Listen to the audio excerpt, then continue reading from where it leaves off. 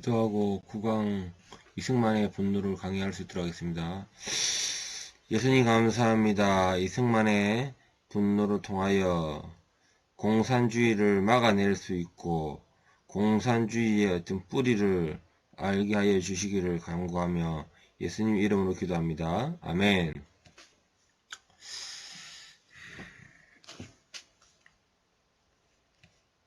공산주의에 대한 분노 3강 전체 9강인데 공산주의 분노에 대해서 세 번째네요. 이승만과 한민당의 계략을 간파.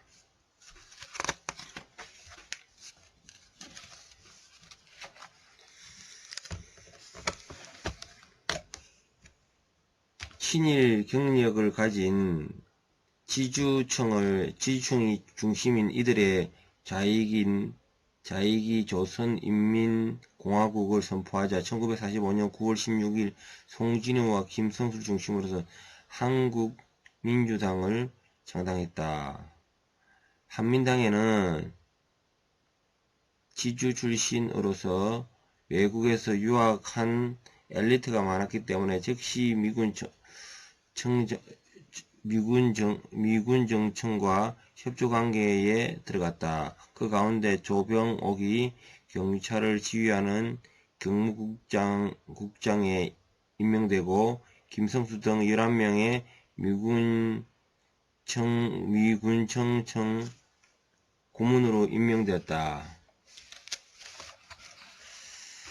김성수 경성방직회사 창설, 동아일보 창간, 보성전문학교 인수 등의 활동으로 재력을 갖춘 정치가이자 교육자 언론인이었다. 이들은 이승만을 영수로 초대하여 일제강점기의 기득권을 누리며 축적한 자신들의 이익을 해방된 한국에서 지켜나가려 했다. 이러한 보관을 이승만을 파악하고 있어 한민당의 영수 요청을 거부한다. 한민당은 이후 이승만과의 정치 갈등으로 스스로 야당화하였다. 한마디로 일제의 기득권들, 그들이 한민당을 세웠는데요. 우리 이승만은 그들을 추대했지만은 거절했습니다.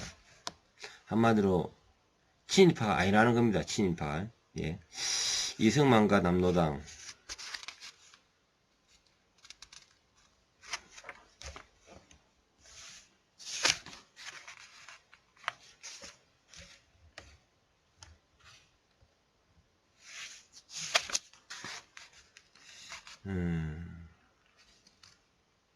한반도 조선인민공화국을 세운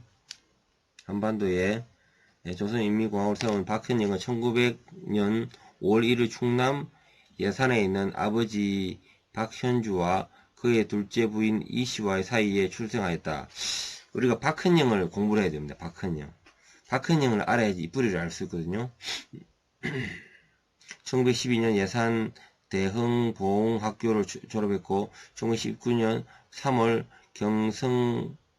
경성고보를 15회 졸업했고 1920년 미국 유학이 좌절되자 일본에 거쳐 9월에 상해에 도착하였다. 박헌영은 영어 강사소에서 경기도 개성에 사는 임원근에 알게 되었고 임원근은 선린상고등학교 졸업하고 일본 대학을 다니다 상해로 온 사람으로 박현영과 동년배였다. 임명근이 박현영에게 이르구르 고려공산당 상해 지부에 가자고 권하며 김만겸을 만나 공산당에 가입하여 타산 교육을 받았으며 여운령의 영향도 많이 받았다. 한마디로 이제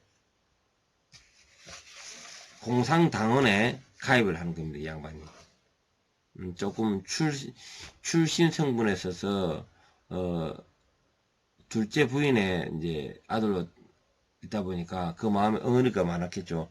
이로 인해서 박한영은 공산당에 이렇게 한마디로 세움을 받게 되는 거죠.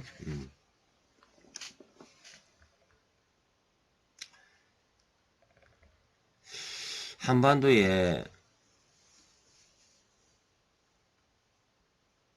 조선인민공화국이 설립될 수 있었던 이유는 미군의 남한 진주가 소련군의 북한 진주에 비해 한 달에 늦은 1949년 9월 8일에 인천항에 상륙했기 때문에 해방 직후 요윤과 박헌영과 같은 자익들이 전국을 주도하게 됐다.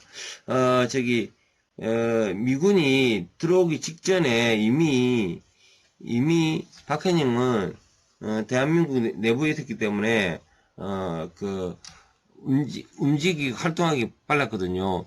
그런데 그 당시에 있는 우리 이승만은 들어오기 직전이었단 말입니다. 그래서 빨리 이 양반이 세력을 만들었습니다. 특히 다른 독립운동가에 비해 해외에서 해방을 맞이한 반면에 박헌영은 일제하에 강주 벽돌 공장에 숨어 있었기 때문에 발빠르게 활동했었던 여운영을 중심으로 해서 소집된 145개 지부의 조선건국준비위원회를 소수지만 조직력이 강한 박헌영은 재건파가 장악하면서 9월 6일 조선인민공화국으로 명칭을 바꿨다. 준비가 미흡한 상태에서 서둘러 조선인민공화국을 선포한 것이 미군이 들어왔을 때 기정사실로 인정받기 위함이었다. 하지만 내부에서도 합법성은 문제를 제기했다. 하여튼 미군이 들어오기 전에 이미 박헌영은 이런 조선인민공화국, 한마디로 남노당이거든요. 이걸 만들었어요, 먼저. 그래서 이승만을 추대해가지고 주석으로 세우려고 치밀함과 대담을 가지고 있었거든요. 이렇게 공산당은 이승만이 귀국하기 전에 조선인민공화국의 주석으로 발표한 이후에 이승만의 취임을 계속 요구했지만 이승만은 이를 거부했습니다. 자익들은 친일파의 즉각 숙청을 요구하며 친일파가 많은 한민당이 독립촉성중앙협의회에 참가하는 것을 반대했지만은 이승만이 이를 용납하지 않았다. 이승만이 볼 때 친일파 숙청은 건국 이후 우리 정부의 손으로 해결해야 될 문제라고 생각했다. 그래서 자익들은 이승만의 친일파 옹호하는 매국노라고 비난하였다. 이승만의 공산당의 결별을 결심했다. 그는 1945년 12월 17일 공산당에 대한 나의 입장이란 라디오 방송 연설을 통해 공산주의자들을 소련을 거쳐 소련을 자기의 조국이라고 부르고 나라와 동족을 팔아먹는 매국노라고 비난을 했다. 무엇보다도 이승만은 좌우 합작 정부와 같은 형태로 공산주의들과 같이 일하는 것은 결국 공산화되는 지름길이라고 판단하여 공산주의자들의 의도를 일찌감치 파악하고 있었다. 이렇게 이승만은 귀국 후 빠르게 국내 정치 상황에 적응하면서 초기 해방 정국을 주도하였다. 지금 해방하고 나서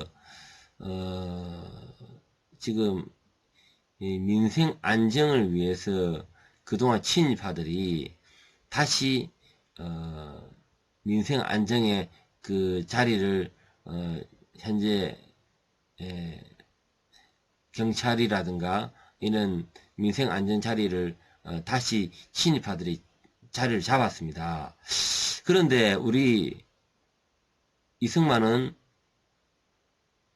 친일파도 쳐내야 되고 그 다음에 남노당 같은 박헌영도 쳐내야 되기 때문에 두 개 다 쳐내야 하니까 힘든 거예요. 그래서 먼저 쳐내야 될 대상자를 공산주의자를 먼저 쳐내야 됐던 대상자를 삼은 겁니다.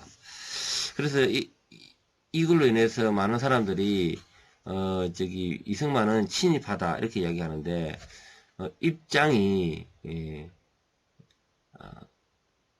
그런 된 역사적 배경이 있는 겁니다. 예.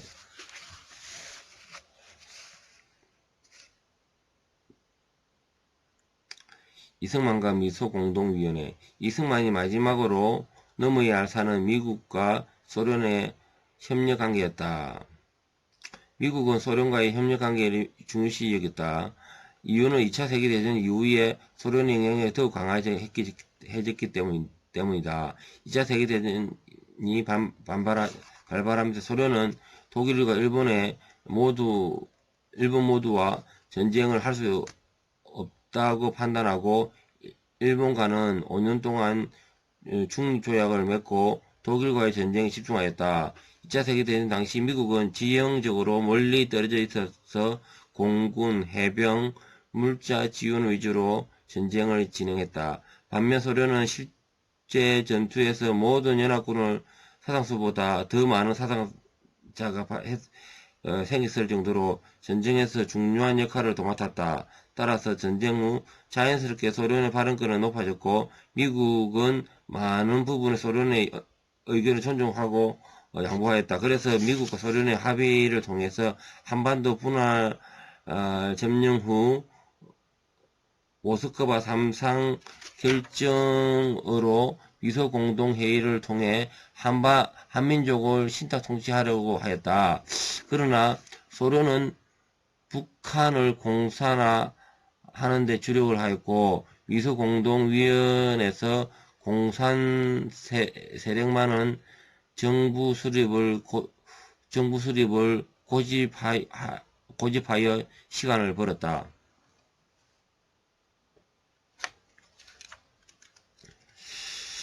한마디로 2차 세계대전에서 미국이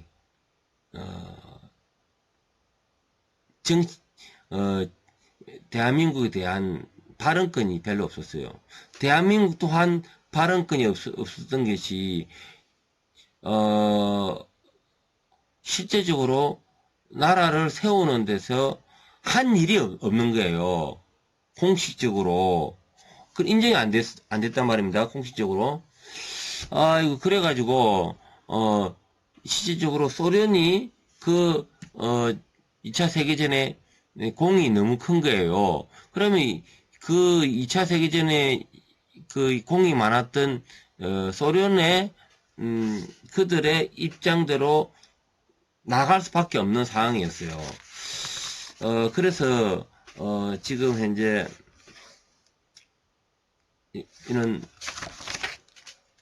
미소공동회의가 전체적으로 소련 위주로 갈 수밖에 없는 그런 상황이었습니다. 이승만은 이러한 소련의 공산주의 확산 전략을 일찌감치 파악하고 있었습니다.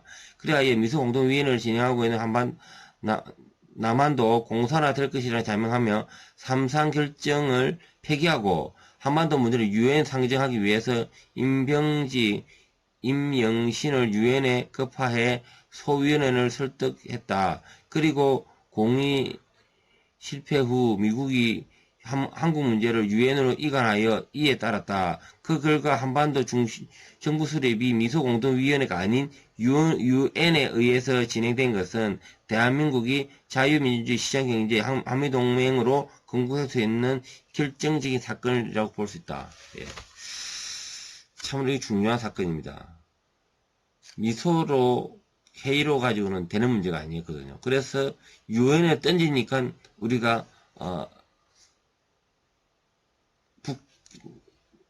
나라가 남북이 공산화가 안 된 거죠. 자.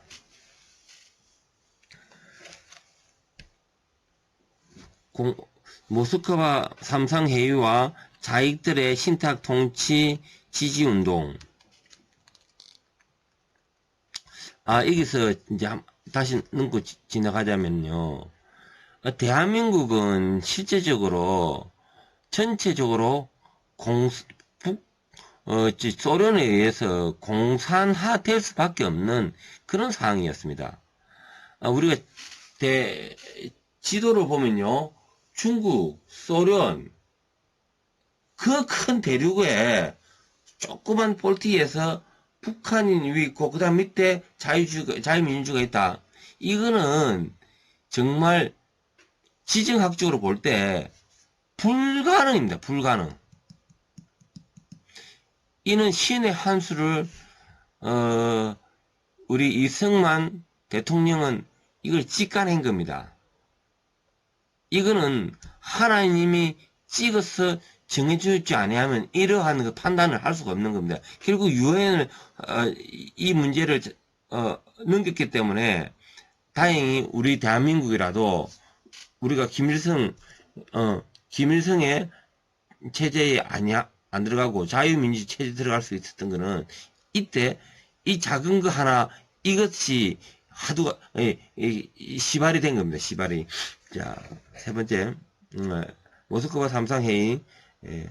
모스크바 삼상회의는 1945년 12월 16일 모스크바에서 열린 미국, 영국, 소련의 외무장관 회의에서 이루어졌다. 미국의 기본 입장은 한반도의 분할 점령을 끝내고 영국과 중국을 추가로 포함해 4개의 연합군의 공동 신탁 통치를 실시한 것이다.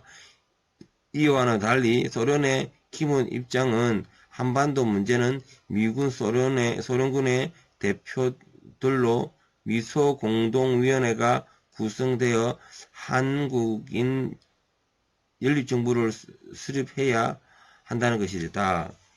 모스크바 외무장관 회의는 결국 소련안을 채택했다.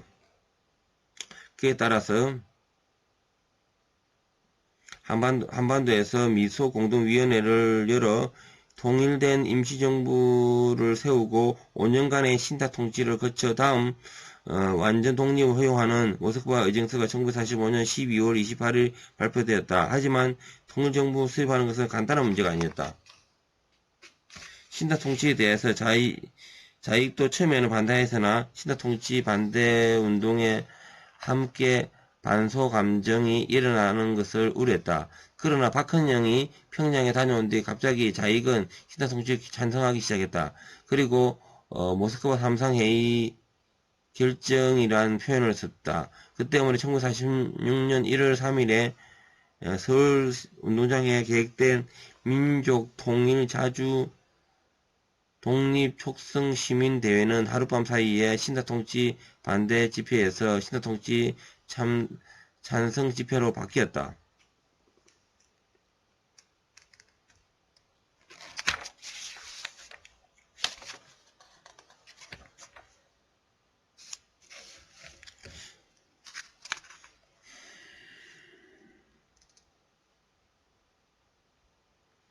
비상국민회의의 최고정무위원회는 남조선 대한국민대표 민주의회로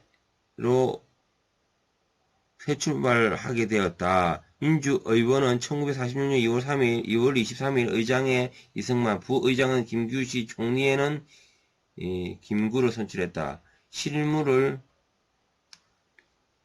맡은 비서국장에는 윤치영이 임명되었다. 모든 우익 세력이 민주의원으로 통합된 것이었다. 같은 시기에 자익은 통합운동에 나섰다. 박헌영의 조선공산당과 여운영의 조선인민당의 남한의 57개 단체와 연합하여 1946년 2월 15일 민주주의 민족전선 줄여서 민선이 결성되었다. 공동의장은 여운영, 박헌영, 허헌, 김원봉, 백남운이 5명이 선출됐다. 자, 우리 김원보 많이 들어봤죠?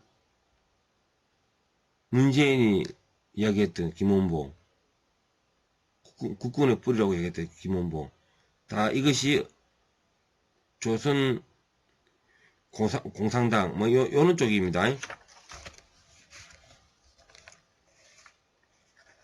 그리고 북한의 김두봉으로 사무국장으로 임명함으로써 마치 민전이 남북을 아우르는 통일 조직으로 보이려고 했다. 그 결과 남한의 정치 세력들은 해방된 지 6개월 만에 우익의 민주의원과 좌익의 민전의원으로 완전히 갈라졌다.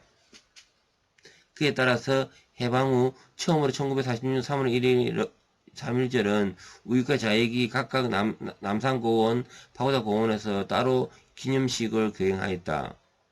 민전으로 통합된 좌익들의 내부는 조선공산당 박헌영의 일파의 독단적 행동으로 극심한 갈등 상태에 있었다. 조선공산당 내부에서도 박헌영의 지파와 반대파 지파로 되어 대립되었다.